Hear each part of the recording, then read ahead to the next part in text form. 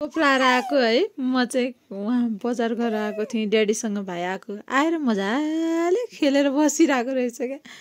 म त मम्मीको औषध लिएर बजारबाट आएको, भाइ चाहिँ यसरी खेलिरहेको छ घरमा आउँदाखेरि। हेलो दिव्यान, बाबा पापालाई हाई भनिदियो, हाई भनिदियो, हाई हाई हाई। खोप्लाएर आएको आज 2.5 मन्थको। कति रोकोलाई मैले छानु भनेको त लोकैलै नै छिन्, आएर बसिरहेको रहेछन् मम्मीसँग खेल्दै खेल्दै खेल्दै खेल्दै है।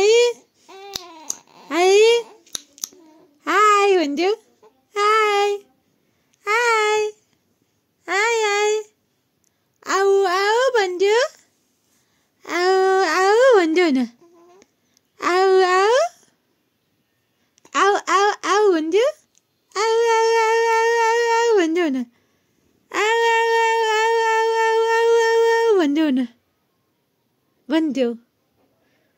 आमा भन्छन् घरिघरि, आमा भन्छन्।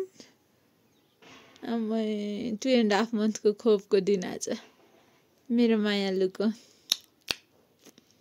बाई छानु, bye bye bye bye bye गर्ने कि नगर्ने मम्मालाई? बाई गर्ने कि नगर्ने?